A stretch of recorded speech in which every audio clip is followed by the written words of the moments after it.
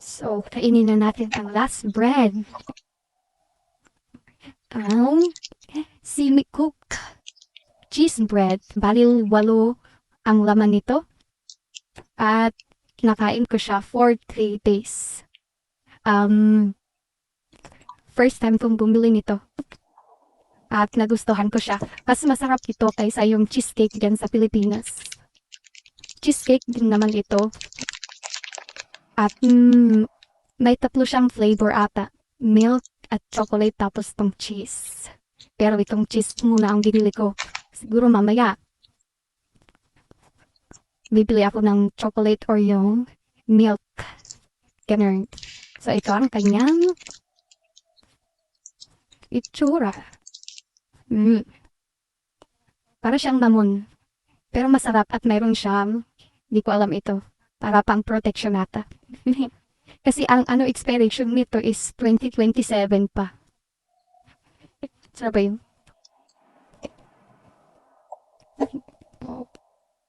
2027. So, yan. At mamaya bibili ako ng breakfast ko for tomorrow. Yan. Diba? Malasa siya. Tapos, tatamtaman lang yung kanyang taste at nanunot sa sa dila, tangala-ngala. Yun. Malalasahan mo yung cheese, yung milk, ganon. Tapos malambot na malambot. Diba? Yung cheesecake kasi dyan sa Pilipinas, parang yung binili kong, ano na yan? May binili akong mamaya.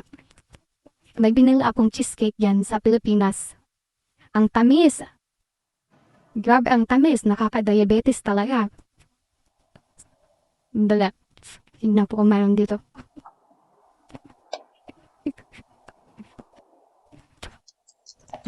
Ayun. Ito pala. Ito oh. Ayan. Super tamis niya. Grabe. Ang tamis. Nakaka-diabetes. Ito. Pero ito, masarap. So, pakibawas-bawasan ang nito.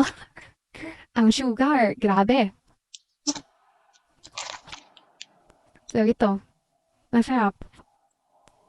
Tapos, wala pa ang laman. Wala ang laman niya. Malambot na malambot. Ito malambot din naman. Pero hindi kasing lambot nito. Mas matigas ito. Nagdala ako nung pauwi ako dito. Tas tinikman po, grabe ang tamis. Di tayo ng powers ko.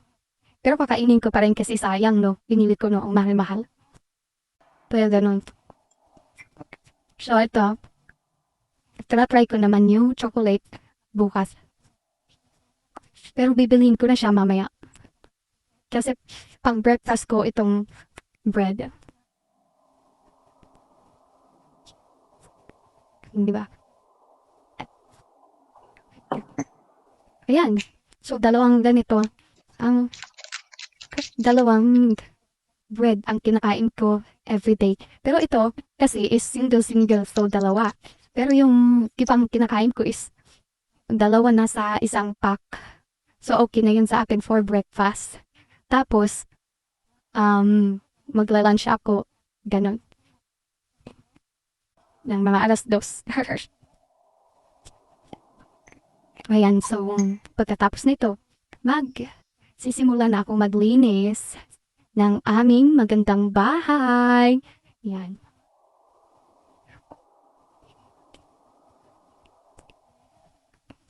So, hindi pa naalis totally yung kulay ng buhok ko. Yan. At maganda pa rin siya. Pero naglalagas na naman. Alam niyo ba yun? Naglalagas na naman siya. At 1 month na, stuck pa rin ang kanyang yung hindi pa rin siya humaba. Kaya siguro mamaya, bago ako maligo, gugupitan ko. Kasi January 21 ngayon. At gugupitan ko siya para, kasi ganyan pa rin siya o parang na-stuck yung kanyang gross. Tapos naglalagas na naman. So, hindi ko naman pwedeng lagyan ng ano yung uh, cloves at rosemary water kasi maninigas na naman, babalik na naman sa original hair. Kaya oil na lang ang nilalagay ko muna sa aking anit. Kaso matagal lang yung oil na magpatubo ng buhok ba. Ganon. Yung cloves kasi instant siya, mabilis. Kaso nga lang, ang pinakatubo niya talaga, yung original hair mo na. Eh, syempre, bagong reband lang ito. Yun, kasi nung last year, hindi hindi yata umabot ng 1 year yung buhok ko. Kasi grabe yung lagas nun. Kaya, ginamitan ko ng rosemary and cloves water. Kaya, mabilis siyang nag-curly, bumalik sa dati kasi itong buhok ko is curly siya. Hindi, curly siya na buhaghag, pero hindi siya kinky. Hindi kinky ang buhok ko, hindi rin siya kulot na kulot. Kumbaga, matataba yung kanyang hibla, matataba na makapal na nag-wavy ang aking buhok. O diba?